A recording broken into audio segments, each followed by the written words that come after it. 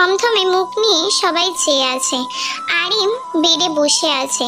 Doctor এসে দেখে গিয়েছে তার মোটামুটি জ্বর এসেছে। খাটের এক পাশে কাই আর জেহক দাঁড়িয়ে আছে, অন্য পাশে মহিলারা দাঁড়িয়ে আছে। আরিম একটু নড়ে চড়ে বসে বলল, আরে আমি কি ইচ্ছা করে করেছি নাকি? আমি কি ওদের এই বলে ডেকে এনেছি যে আজকে আমার মিটিং আছে, আপনারা আমাকে মারতে আসুন? আজব তো। জাংকুক তীক্ষ্ণ নজরে উত্তর দিল, ঝামেলার সাথে যে তোর পার্সোনাল বন্ধুত্ব আছে সেটা সবার জানা, সাথে করে বরুণকে নিলি না কেন? বন্ধু বিশ্বাস কর, আমি যে এত বড় একটা ঝামেলায় পড়বো বুঝতে পারিনি। পরের বার থেকে সাথে নেব। ঝামেলা তো আর বলে কই আসে না। কি দরকার ছিল তোর ঝামেলায় জড়ানোর?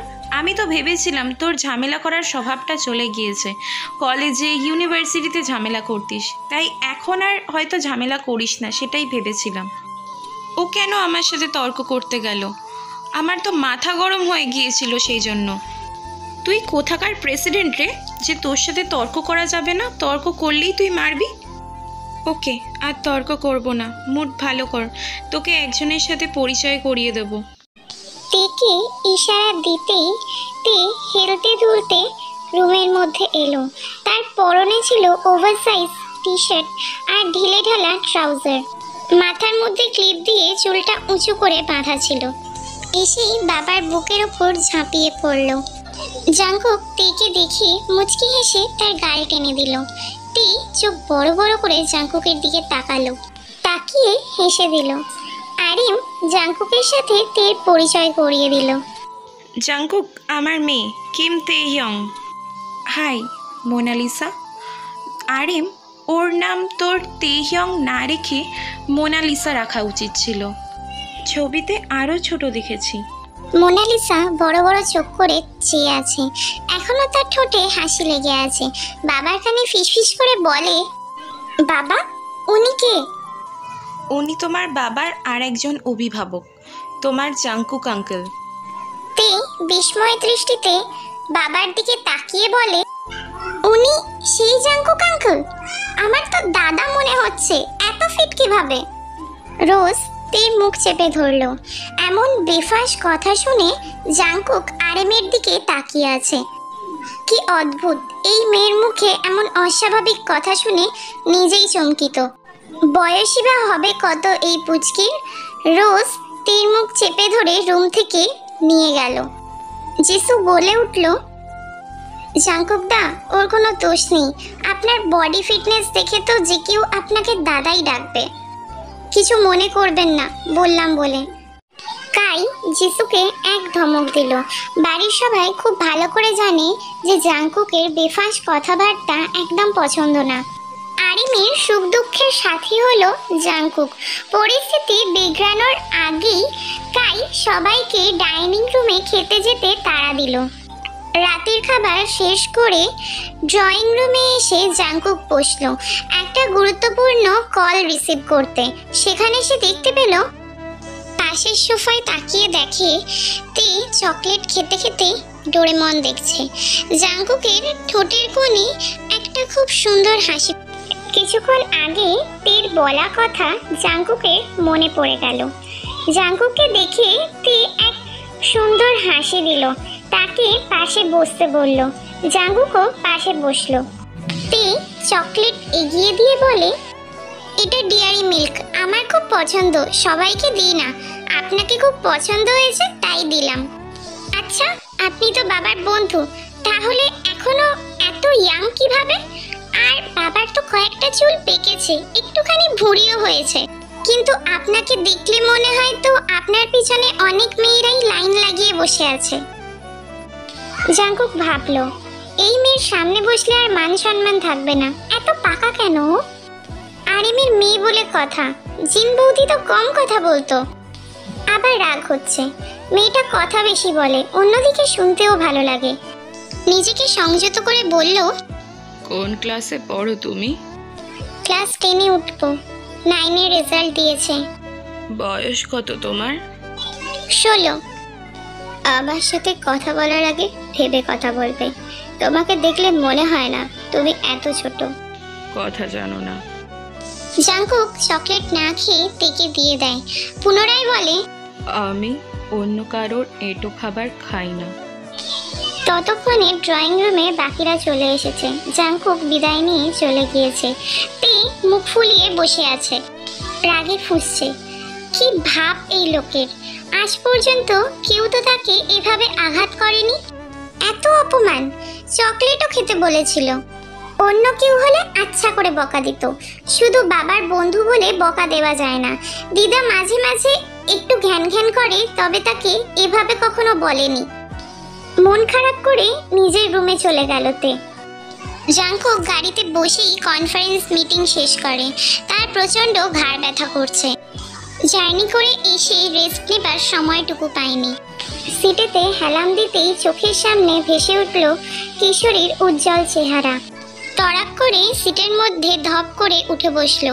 নিঃশ্বাস নিতে কষ্ট হচ্ছে তার। এলোমেলো কিশোরী হাত বাড়িয়ে দাঁড়িয়ে আছে। ধরার আগেই কেউ তাকে ছাদ থেকে ফেলে দিল। এটা দেখেই জাংকুক তড়াক করে উঠে বসেছিল। সাথে সাথে ড্রাইভারকে সাইড করে গাড়ি দাঁড় করাতে বলে। গাড়ি থেকে নেমেই জাংকুক নিজের চোখে মুখে জল দিয়ে নিজেকে কিছুটা শান্ত করলো। বুক ধুকপুক করছে, মনে হচ্ছে নিষিদ্ধ কিছু করে ফেলেছে। নিজের ওপর তার প্রচণ্ড রাগ হচ্ছে। বেশ কিছুক্ষণ দাঁড়িয়ে থেকে আবার গাড়িতে উঠে বসলো। তাকে তার গন্তব্যে যত তাড়াতাড়ি সম্ভব পৌঁছাতে হবে, না হলে একটু পর আরো বেশি অসুস্থ হয়ে পড়বে। এই কিশোরী তার ভীষণ অপরিচিত। সে চাইছে না তার চেহারা মনে করতে, এবং সে তাকে ভাবতেও চাইছে না। ভুলে যাক সব, রাতের অন্ধকারে মিলিয়ে যাক সব ভাবনা। নতুন প্রহরের অপেক্ষা। সকালের আলো জানলা ভেদ করে জাংকুকের মুখের ওপর পড়েছে। গতকাল রাতে অ্যালার্মটা দেয়া হয়নি ভেবে তড়িঘড়ি করে ঘড়ির দিকে তাকালো। ঘড়িতে সকাল 9টা বাজে, যা সম্পূর্ণ নিয়ম বহির্ভূত কাজ বলে জাংকুকের ধারণা। সকালের জগিংটাও করা হয়নি। শরীর ম্যাচ ম্যাচ করছে। দোতলার জানলা থেকে দুবার বামকে ডাক দিতেই সে সাড়া দিল তাকে। প্রথম দিকে জাংকুককে সবাই বকাঝকা করলেও এখন সবাই ভালোবাসে এই বিদেশি কুকুর শাবকটাকে। অল্প একটু শরীর চর্চা করে রেডি হয়ে সিঁড়ি বেয়ে নিচে নেমে এলো জাংকুক। জেনি ভাইকে দেখে ভাইয়ের পছন্দের সব খাবার এগিয়ে নিয়ে আসলো আর একগাল হাসি দিল। সংযমকে চেয়ার টেনে মামার পাশে বসলো। সে হলো জেনির ছেলে। এবারই সবটাই সামনে রেখেছে জেনি। আরএমের সাথে অফিসে বসে, অ্যাকাউন্ট সেকশন দেখে। মামার বিশ্বস্ত একজন সঙ্গী। জেনির স্বামী মারা গেছে 5 বছর আগে। সংযমকির একটা মেয়ে আছে, ওর বিয়ে হয়ে গিয়েছে। জাংকুক বিদেশের বিজনেস দেখে, 4-5 বছরে একবার আসে। জাংকুকি ছুটিতে বাবার কাছে গিয়ে থেকে আসে। খেতে খেতে জাংকুকিকে জিজ্ঞেস করলো পড়াশোনার ব্যাপারে, বন্ধু বান্ধবদের ব্যাপারে। এরপর খাওয়া দাওয়া শেষে তিনজনে বেরিয়ে পড়লো। জাংকুকিকে স্কুলে ড্রপ করে দিয়ে সংজুনকি আর জাংকুক অফিসের মিটিংয়ের উদ্দেশ্যে বেরিয়ে পড়লো। মিটিং শেষে অফিসে আসতে আসতে প্রায় 1.5 ঘন্টা। জাংকুকের বিজনেসের মধ্যে জিওন অ্যান্ড কিম ইন্টারন্যাশনাল হলো অন্যতম, যেটা জাংকুক আর আরএম মিলে শুরু করেছিল। কেবিনে নক করে ঢুকলো জাংকুক। ঢুকেই দেখতে পেল স্কুলের ইউনিফর্ম পরিহিত কালকের সেই দুষ্টু মেয়েটা। জাংকুককে দেখে মুখ ফিরিয়ে নিয়ে নিজের গেম খেলায় মন দিল। আরএম আগ বাড়িয়ে বলল, স্কুল থেকে সোজা এখানে চলে এসেছে। আমার জন্য নাকি চিন্তা হচ্ছে, আমার সাথেই বাড়ি যাবে। দেখেছিস আমার মেয়ে কত বড় হয়ে গেছে। বাবার কথায় মুখ খিঁচে তে বলল, আমি বড়ই, তুমি শুধু আমাকে ছোট বলো। দেখো আমি ক্লাস 10-এ উঠেছি। জাংকুক টেবিলের ফাইলগুলো চেক করতে করতে বলল, আরও কদিন রেস্ট নিলেও তো পারতিস। আমি আছি, সংজুন কি আছে, কোনো প্রবলেম হতো না। ভাই তুই তো জানিস আমি কাজ পাগল মানুষ, বাড়িতে বসে থাকলে অশান্তি লাগতো। অফিসের স্টাফ 2 কাপ কফি আর একটা গ্লাস মিল্কশেক দিয়ে গেল।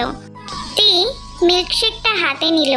গ্লাসে স্ট্র দেয়া, স্ট্রটা দিয়ে ভালো করে নাড়িয়ে নিল। মুখে নিয়ে খেতেই জাংকুকের আর তের চোখাচোখি হয়ে গেল। জাংকুক চোখ সরিয়ে নিয়ে নিজের কফিতে মনোযোগ দিল। তে এক দৃষ্টিতে জাংকুকের দিকেই তাকিয়ে আছে। আরিম ওয়াশরুমে গেল। নজর সরাতে নারাজ তে। সে বসে বসে জাংকুকের কাণ্ড দেখছে। লোকটা একবারও তাকাচ্ছে না কেন? এই লোককে আরেকবার জ্বালালে মনে শান্তি পাবো। যেই ভাবা সেই কাজ। তে হঠাৎ করে উঠে জাংকুকের খাওয়া কফি টেবিল থেকে তুলে এক চুমুক দিল। মুখটা কুঁচকে বলল, একদম ভালো না। এনিওয়ে, খাচ্ছেন না কেন? খান। ঘটনার আকস্মিকতায় জাংকুক একদম স্তব্ধ হয়ে আছে। তার মনে হলো যেন তার সামনে ভূত দাঁড়িয়ে আছে। হঠাৎ দেখে মুখের ভাষা হারিয়ে ফেলেছে। এমন ঘটনা তার সাথে আজ পর্যন্ত ঘটেনি। ততক্ষণে আরিম এসে বসলো। কফিতে চুমুক দিয়ে জাংকুককেও কফি খেতে তাড়া দিল। একসাথে বের হবে, বাইরে লাঞ্চ করবে। কিন্তু জাংকুক বুঝতে পারছে না এটা কি হলো। একবার তের দিকে তাকায় তো একবার আরিমের দিকে তাকায়, আর একবার কফির দিকে তাকায়। তার মাথার মধ্যে হাজারটা প্রশ্ন ঘুরছে। এটা কি হলো? তার নিজের মিল্কশেক ছেড়ে আমার কফি কেন খেতে এসেছে? নেহাত বাচ্চা মেয়ে, না হলে থাপ্পড় মেরে গাল লাল করে দিত। এসব কি ধরনের আচরণ? চোখ বন্ধ করে নিজেকে সংযত করে নিল। কফিটা আর খেলো না। মুখে হাসি রেখে কেবিন থেকে বেরিয়ে গেল। নিজের কেবিনে এসে জাংকুক রাগে কটমট করছে। এটা কি ধরনের আচরণ? বাচ্চা মেয়ে একটা কি শুরু করেছে? সেদিনের করা অপমানটার এভাবে প্রতিশোধ নিল। এরই মধ্যে কে যেন দরজা নক করলো। সে চোখ না খুলেই ভিতরে আসার অনুমতি দিল। অনুমতি পেয়ে জাংকুকের টেবিলের ঠিক সামনের চেয়ারে বসলো তে। জাংকুকের একদম মুখোমুখি। নিজেকে সংযত করে আদুরে গলায় বলল, কিছু বলবে মোনালিসা? কি? আপনাকে সাদা পোশাকে অনেক বেশি সুন্দর লাগে। আমার সাদা পুরুষদের একদমই পছন্দ না। আপনার গায়ের রংটা খুব সুন্দর, রোদে পোড়া শ্যামবর্ণ। আপনার হাসিটাও খুব সুন্দর। জাংকুক ড্যাব ড্যাব করে কিশোরীর দিকে চেয়ে আছে। চোখ থেকে চশমাটা খুলে চোখ কচলে আবার তীর দিকে তাকালো। গায়ের রং নাকি রোদে পোড়া শ্যামবর্ণ রং? আশ্চর্য। জাংকুকের হাসি পেল। তার মনের মধ্যে অন্যরকম অনুভূতির আভাসও পেল। জাংকুক নিজেকে বরাবরই কালো দাবি করে। অন্যদিকে জেনি বলে তার ভাই নাকি শ্যামবর্ণ। এই মেয়ে শিল্প চর্চা করে নাম রেখেছে রোদে পোড়া শ্যামবর্ণ। আকাশে প্রলয়ঙ্কারী ঝড়ের পূর্বাভাস। তে আবার বলল, ঝড় আসবে, বাবা ডাকছে, চলুন। জাংকুকের ধ্যান ভাঙলে রাগ দেখিয়ে বলল, এতক্ষণ কি বলছো এসব তুমি? আর বলবে না এসব। তুমি বড় হচ্ছ মোনালিসা। বাইরের লোক খারাপ বলবে, পচা বলবে, বাবা কষ্ট পাবে। আর বলবে না। তোমরা যাও, আমি পরে যাব।